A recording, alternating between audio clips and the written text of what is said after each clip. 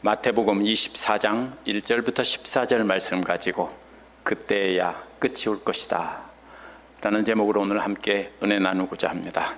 예수께서 하나님의 사랑을 전하기 위해서 예언자들과 지혜 있는 자들과 율법학자들을 보내지만 사람들은 끝까지 듣지 않고 죽이고 핍박할 것이라고 하셨습니다. 그렇게 끝까지 하나님을 대적하는 하나님의 자녀들의 장례식에서 죽은 자녀들을 위해 통곡하신다고 하셨습니다. 이제 예수께서는 그렇게 장례식을 완전히 마친 뒤에 완전히 죽은 자녀들인 유대교 지도자들을 뒤로 하고 완전히 떠나는 엄마의 모습으로 등장합니다. 예수께서는 이제 남아있는 하나님의 자녀들인 제자들도 이미 죽은 제자들처럼 자녀들처럼 될까봐 염려해서 그들에게 가짜에게 속지 말고 끝까지 견뎌서 예수님께서 가르쳐 주신 참된 하나님의 사랑을 전하라고 하시는 것입니다. 그렇게 하면서 끝까지 견디면 그때야 끝이 온다는 것입니다. 이 말씀 보면서 우리는 어떻게 하면 마지막 때 속지 않고 끝까지 견뎌서 다시 오시는 주님을 기쁨으로 맞을지 생각해 보도록 하겠습니다. 1절에서 2절은 성전 파괴에 대한 예언입니다. 이제 예수께서 성전으로부터 완전히 나오셔서 계속해서 걸어가고 계셨습니다.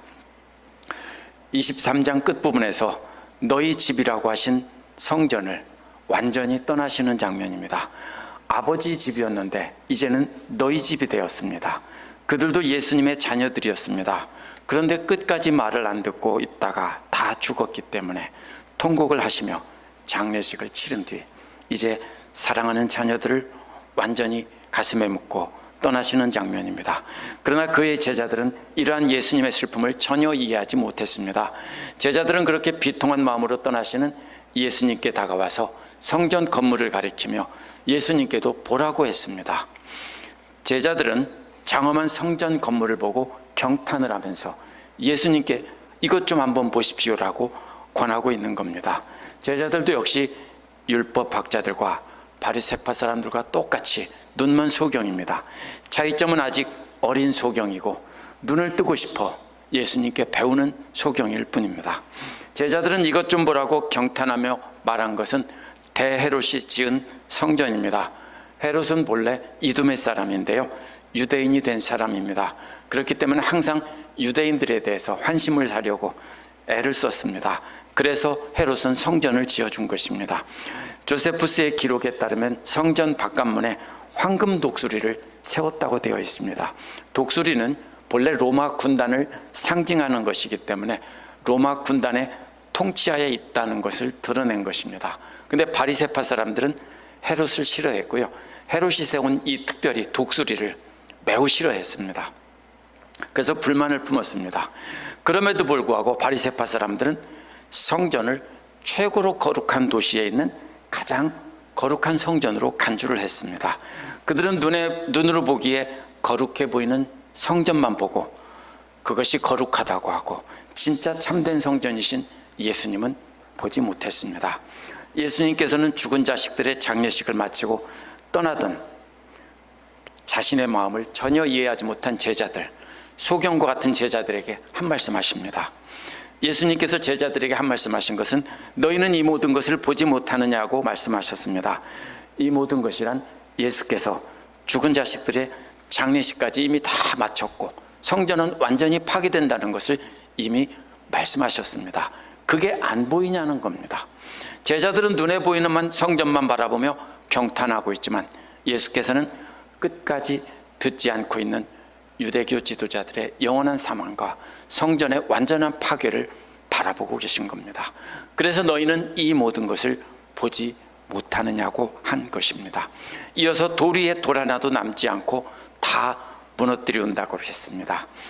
이것은 예수께서 장례식 곡을 하신 뒤 떠나신 것을 말씀하신 겁니다. 이제 하나님의 자식들이었던 저들은 완전히 사망했고 그들의 집인 성전도 완전히 파괴된다는 것입니다.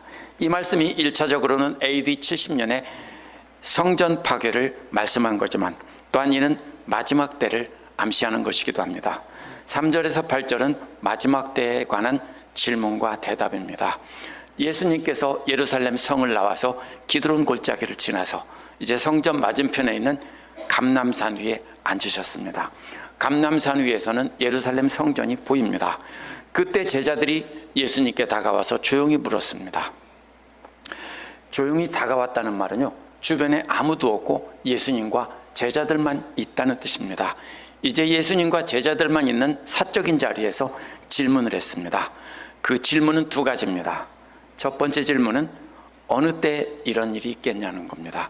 이런 일이란 성전 파괴를 뜻합니다.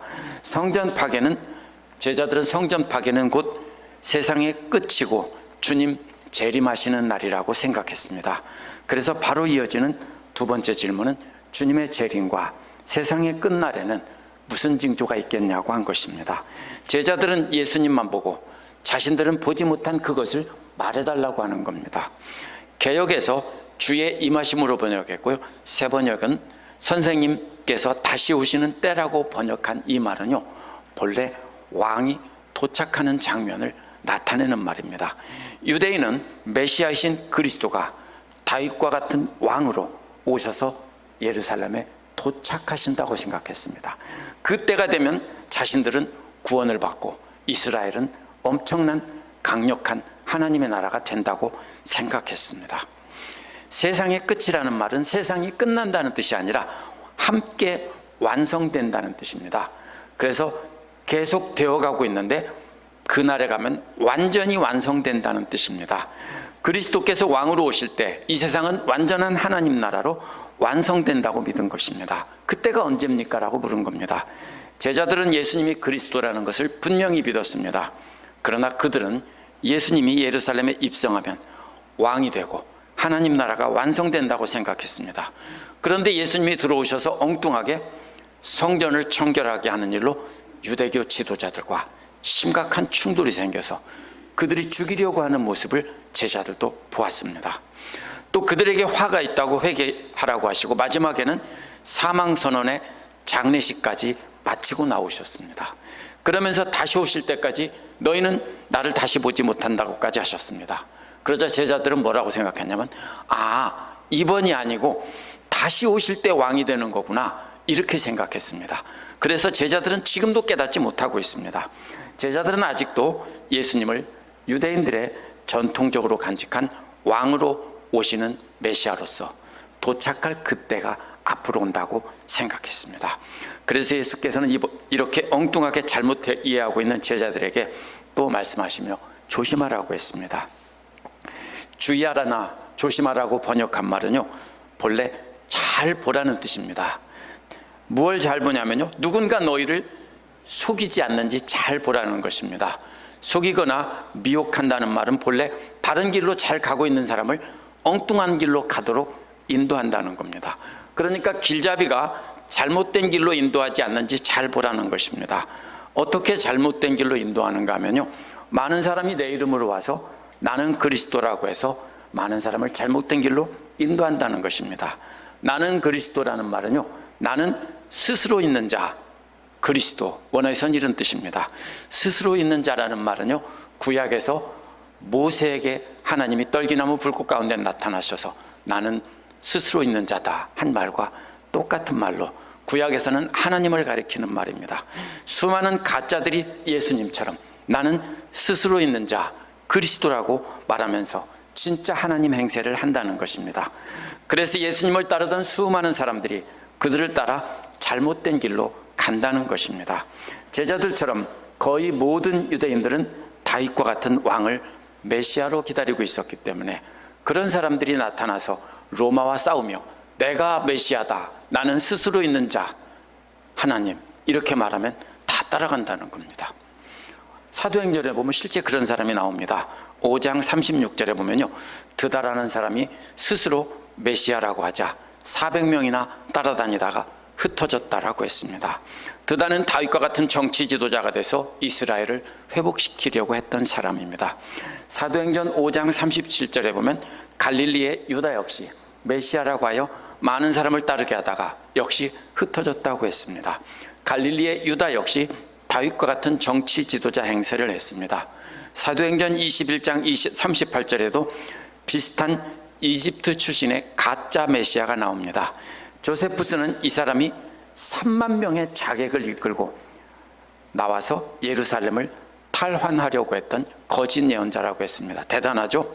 3만 명이나 이끌고요. 사람들은 이렇게 많은 사람이 따랐다는 것은 이 사람은 진짜 스스로 있는 자 하나님이다, 이렇게 믿었던 것입니다. 이 사람은 모세처럼 이집트에서 나와서 광야에서 사람들을 이끌고 예루살렘을 되찾으려고 했습니다. 여기서 자객이라는 말은요, 광신적인 민족주의자를 뜻하는 말입니다. 무장항쟁으로 나라를 되찾겠다고 하던 독립투사들입니다. 이 사람들 역시 다윗과 같은 왕을 모시고 함께 힘을 합쳐서 나라를 찾겠다고 한 사람들입니다. 유대인들은 거의 대부분 이들처럼 힘으로 나라를 찾아서 다윗 시대와 같은 강력한 나라를 회복하는 것이 구약에 나온 메시아라고 해석을 했습니다. 그렇게 해석하지 않는 사람은 단 한 사람도 없었습니다. 제자들도 역시 그렇게 생각하고 예수님을 따랐던 것입니다. 그렇기 때문에 예수께서는 그런 가짜들에게 속아 넘어가지 말라고 했습니다. 그렇다면 어떻게 사람들이 가짜에게 속아 넘어가죠? 아무 일도 일어나지 않는 평화의 때라면 사람들은 가짜에 속지 않습니다. 이스라엘이 만약에 이미 강력한 나라였다면 절대로 가짜에게 속지 않습니다. 그러나 바로 근처에서 전쟁이 일어났다는 소식을 직접 들으면, 또 그보다 조금 멀리 떨어진 곳에서 전쟁이 일어났다는 소식을 듣는다면 상황은 달라집니다. 예를 들면 이것입니다. 전쟁이 바로 이 옆에 얼마쯤 멀릴까요? 파스카굴라에서 일어났다. 저기 파스카굴라쯤에 와 있다 라고 하면 어떻겠습니까? 조금 있더니 또 뉴올리언즈쯤에서 전쟁이 일어나서 저기 쳐들어오고 있다. 그러면 어떻겠습니까? 사람들은 공포에 사로잡히겠죠. 바로 그런 것입니다. 바로 그렇게 불안감을 느낄 때 가짜들이 모든 전쟁을 끝내고 하나님 나라를 완성한다라고 하면 모두가 속아 넘어간다는 것입니다. 전쟁이 일어났고 머지않아 적들이 이곳을 덮친다고 한다면 사람들은 울면서 두려워하기 마련입니다. 그러나 예수께서 너희는 당황하지 않도록 주의하라고 했습니다. 개역은 삼가 두려워하지 말라고 번역했는데요, 이 말은 본래 큰 소리로 운다는 뜻입니다. 당황한다는 말은요, 큰 소리로 우는 겁니다. 얼마나 두려우면요, 누구나 그렇게 정말로 두려운 일이 생기면 어떻게 합니까? 앞뒤 안 가리고 울 겁니다. 큰 소리로 울 수밖에 없습니다.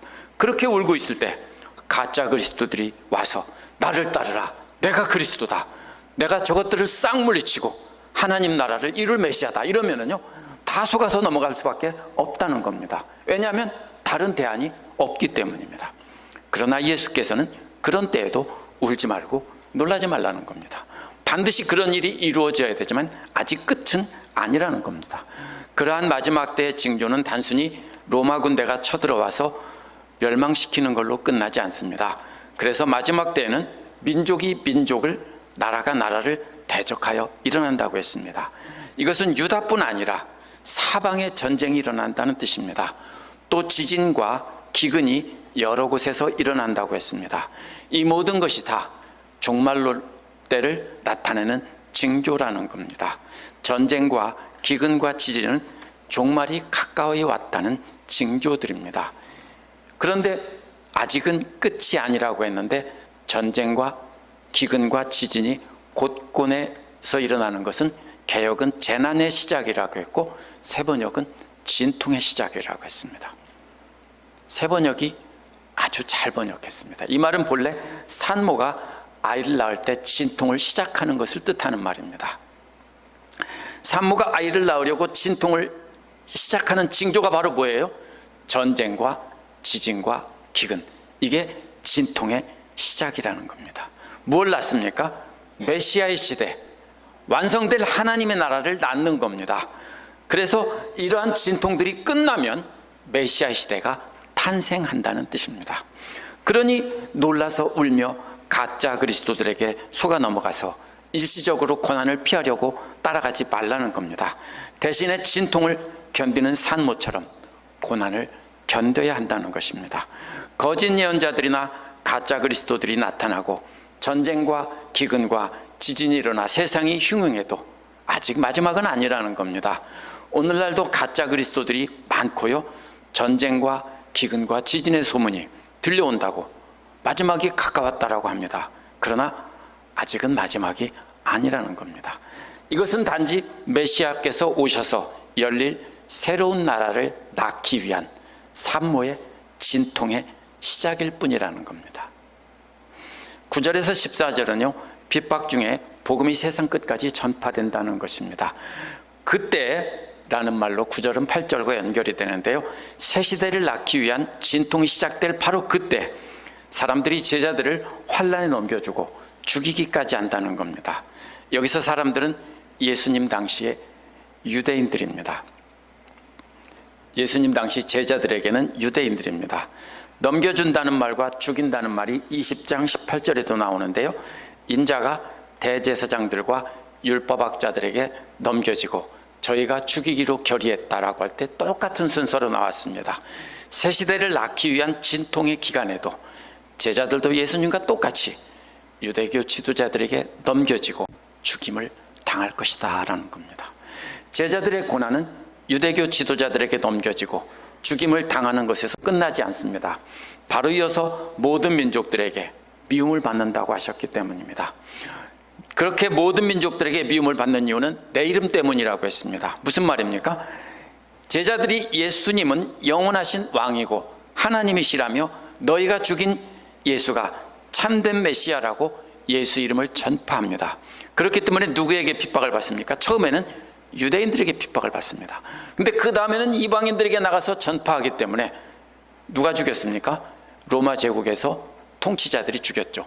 그래서 너희들이 죽인 예수가 바로 메시아라고 하니까 역시 핍박을 받는 것입니다.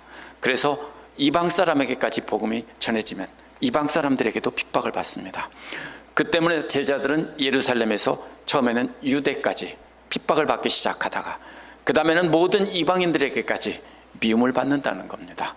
실제로 기독교인들에 대한 핍박은 처음에는 유대민족 안에서만 이루어졌지만 1세기 후반에 가면 로마 황제를 신으로 숭배하기 시작하면서 기독교는 정면 충돌을 하게 되고 그때부터 심각한 핍박을 받게 됩니다. 그때쯤이 되면 바로 이 기독교가 로마 제국 전체에 다 퍼졌을 때입니다. 로마 제국 전체에 복음이 다 퍼지자 핍박이 본격적으로 시작되었습니다. 그래서 유대인이든 이방인이든 자신들이 원하는 유익을 전하는 메시아를 주면 박수갈채를 받지만 참된 메시아를 전하면 핍박을 반드시 받는 것입니다. 이렇게 핍박이 확대가 되면 먼저 많은 제자들이 걸려 넘어진다고 했습니다. 예수님의 제자들이 십자가의 길을 걸으며 복음을 전하다가 갑자기 고난이 닥치니까 많은 제자들이 걸려 넘어진다는 말입니다. 이것은 복음에서 떠난다는 말입니다. 실제로 1세기 후반쯤 되면 유대인 크리스찬들은 거의 다 유대교로 돌아갑니다. 왜냐하면 유대인들에 의한 핍박이 너무 심했기 때문에 거의 대부분 돌아가고 이방인들만 남습니다. 한 걸음 더 나가서 서로가 서로를 넘겨준다는 겁니다. 이 말은 무슨 뜻이냐면요, 자기만 넘어져서 딴 길을 가는 게 아니라 배교한 유대인 크리스찬들이 다른 사람들도 못 가게 고발해서 잡혀 죽도록 한다는 뜻입니다.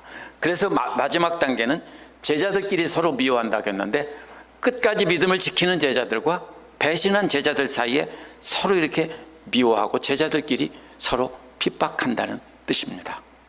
바로 그러한 때가 많은 거짓 예언자들이 일어나서 많은 사람을 속인다고 했습니다. 핍박으로 인해 배신한 제자들보다 한 걸음 더 나간 것입니다. 의도적으로 제자들을 속여 믿음의 길에서 떠나게 하는 거짓 예언자들이 많이 일어난다는 겁니다. 그런데 거짓 메시아가 더 파괴적일 것 같은데요, 실제로는 거짓 예언자들이 훨씬 파괴적입니다. 왜냐하면 거짓 메시아의 운동은요, 잠깐 일어났다가 불꽃놀이처럼 반짝했다가 사라지고 없어졌습니다. 그런데 거짓 예언자들은요, 반짝하지 않습니다. 왜냐하면 표시도 나지 않고 은근하게 거짓된 예언을 가르치기 때문에 계속 이어집니다. 어디에나 계속 있습니다. 그래서 11절 끝부분에 보면 많은 거짓 예언자들이 많은 사람을 홀린다라고 했습니다. 개역은 미혹한다고 했는데요, 믿음의 길을 떠나 다른 길을 가도록 가르친다는 뜻입니다. 그렇게 많은 거짓 예언자들에게 속은 그리스도인들이 어떻게 되는지 말한 것이 12절입니다. 여기 이 말을 잘 봐야 됩니다. 불법이 성한다고 했습니다. 이 불법이 크게 폭증한다는 뜻입니다. 사람들이 거짓 예언자들에게 속아서 불법이 거룩인 줄 아는 겁니다. 이 불법이 말 그 뜻 자체는 법이 없다는 뜻인데요, 실제로 이것은 오늘날 무법자들처럼 악하게 산다는 뜻이 아닙니다. 이것은요, 거룩한 종교인들만 폭증한다는 뜻입니다. 가짜 거룩이 거룩인 줄 알고요, 그렇게 믿고 살아가는 사람들이 엄청나게 늘어난다는 겁니다. 그래서 그때가 되면 대부분의 크리스찬들이 어떻게 됩니까? 수많은 크리스찬들이 가짜 거룩을 따라간다는 겁니다. 예수님 말씀하신 불법이란 하나님의 뜻에 따르기보다는 자기들 생각에 따라 거룩한 것이라고 생각하는 겁니다. 마치 메시아를 성경에서 하나님은 이렇게 말하고 있는데 사람들은 자기들의 생각에 따라 메시아는 이런 왕이야 이렇게 해석하는 것처럼, 구약 성경에 나타난 하나님의 말씀을, 또 예수님이 가르친 말씀을 자기들 멋대로 해석해서 그것이 거룩이라고 잘못 해석하는 겁니다. 에스겔 33장 19절에 보면요, 이 불법이라는 말과 그 반대말이 정확히 나옵니다. 불법을 떠나 법과 의대로 행하면 이라는 말이 나옵니다. 그러면 반대말을 통해서 이 불법이라는 말이 무슨 뜻인지 분명히 알 수 있습니다. 에스겔 33장 19절 전후를 보면 우리가 알 수 있습니다. 에스겔 33장 전후에는요, 하나님께 따지는 유대교 지도자들이 나옵니다. 왜 따집니까? 하나님의 심판에는 원칙이 없다는 겁니다. 자기들처럼 거룩하게 사는 사람들이 가끔 조금 잘못했다고 해서 하나님은 벌하시고, 저렇게 자기들이 보기에 정말로 악한 범죄자들이 회개하고 한두 번 돌아서서 의롭게 행했다고 해서 그것을 옳다고 받아주시는 것은 옳지 않다라는 겁니다. 이것이 바로 에스겔 당시 그 거룩한 유대교 지도자들이 하나님께 따지는 장면입니다. 그것을 바로 하나님께서는 불법이라고 했습니다. 자신들 보기에 거룩한 것이 불법이고요, 자신들 보기에 불법인 사람들이 하나님 보기에는 법과 의대로 행하는 것입니다. 이것이 불법입니다. 불법이란 거룩하지 않다는 뜻이 아니라 항상 스스로 거룩하다 생각하며 자기 생각에 따라 열심히 거룩을 행하며 사는 것이 성경에 나타난 불법입니다. 문제는 하나님의 뜻을 묻기보다는 자기 소견에 옳은 대로 사는 것입니다. 그게 불법입니다. 그래서 세상 법에는 옳아요. 자기들이 거룩한 거예요. 오늘날도 그것이 옳은 것처럼 보입니다. 그러나 불법입니다. 왜? 이 불법이라는 말은 세상 법이 없다는 게 아니라 하나님의 법이 없다는 뜻이기 때문입니다. 문제는 하나님의 뜻을 묻기보다는 자기 소견에 옳은 대로 거룩하게 살아가는 사람이 많아지는 것이 불법이 폭증하는 것입니다. 그렇게 하나님의 법이 없고 자기 생각들의 법이 따르는 것이 불법입니다. 예수님 당시 바리새파 사람들이 바로 그 불법을 행하는 자들이었고요, 자신들의 기준에 따라 자기들은 거룩하고 자신들의 가르침을 따르지 못하는 사람들은 정죄를 해버렸던 것입니다. 그러한 불법의 반대는 예수님께서 가르쳐 주신 참된 하나님의 법과 의에 따르는 것입니다. 그렇기 때문에 어떻게 하는 것이 율법을 잘 지키는 것인지 자기들이 수백 가지를 만들어 놓고 자기들은 열심히 지키면서 그걸 몰라서 못 지키는 사람을 죄인으로 정죄하는 것이, 그것이 불법입니다. 하나님께서는 하나님을 사랑하고 이웃을 사랑하라고 했습니다. 예수님께서도 눈에 보이지 않는 이웃을, 눈에 보이는 이웃을 사랑하지 못하면서 하나님을 사랑한다고 하면 모순이라고 했습니다. 그래서 이웃 사랑이 곧 뭐예요? 하나님 사랑이라고 했습니다. 그러면서 뭐라고 했습니까? 어디까지가 이웃이냐고 할 때 원수까지도 사랑하라고 했습니다. 그것이 하나님의 마음입니다. 하나님의 법입니다. 하나님의 법은 원수까지도 사랑하면서 끝까지 용서하고 참아주는 겁니다. 그래서 자기들 멋대로의 불법이 폭증하면 그 결과 사랑이 차갑게 식는다고 했습니다. 이 말을 보면 이 예수님의 말씀이 무슨 말인지 분명히 알 수 있습니다. 사랑이 식습니다. 불법이 폭증하면 거룩한 종교인들은 많이 늘어나고 눈으로 보기에 거룩은 많아지지만 예수님 말씀하신 사랑은 차갑게 식어버리는 겁니다. 그래서 마지막 때 수많은 거짓 예언자들이 나타나서 교묘하게 속여서 가르치는 것이 바로 그것입니다. 거짓 예언자들은 마치 예수님 당시 바리새파 사람들처럼 가르칩니다. 원수를 사랑하라는 가르침은 지키는 것이 표시가 안 납니다. 그렇죠?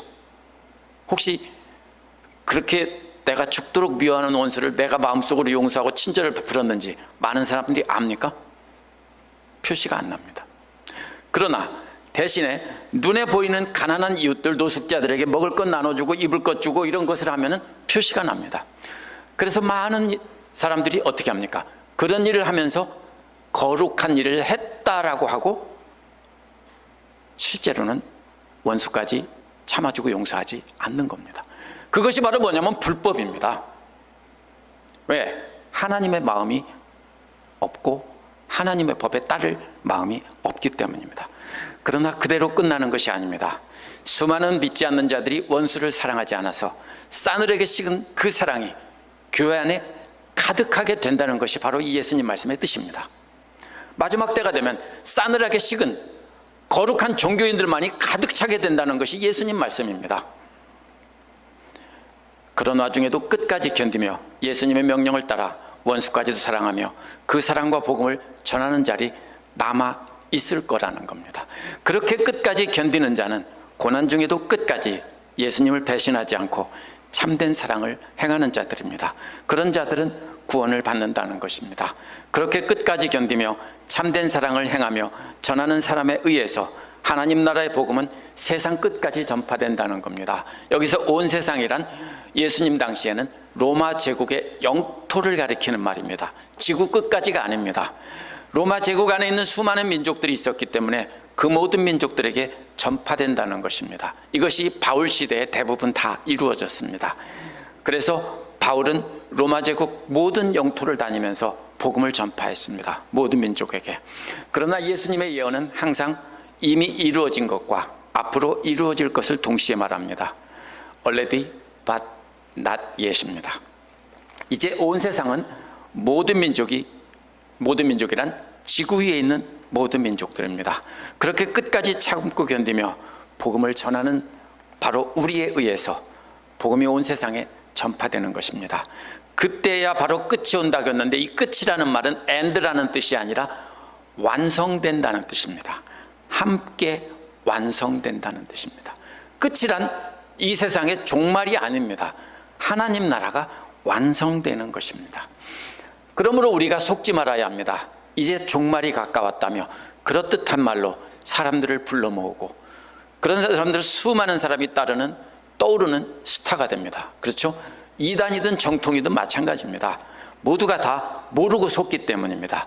그래서 사람들은 예수님 말씀이나 실제로 하나님 말씀에 열광하기보다는 특별한 그런 지도자들에게 열광을 하며 따릅니다. 그러면서 그런 사람을 높여주는데 참된 하나님의 사랑을 전하기보다는 사람들이 기뻐하는 것을 가르치고 나눠주기 때문입니다. 이들은 눈에 보이는 형식적인 예배와 일상의 삶에서 거룩하게 보이는 일에 집중하도록 합니다. 그러면 구원받은 것이고 자신들이 원하는 대로 살아도 된다라고 거짓으로 가르칩니다. 그래서 수많은 사람들이 그런 거짓 예언자를 따라서 열광하는 겁니다. 언제 열광합니까? 내 마음에 맞는 말을 할 때 열광하는 겁니다. 하나님 말씀에 맞게 말했다고 열광하는 사람은 거의 없습니다. 그때는 어떻게 합니까? 할 수 없이 따르는 겁니다. 그거는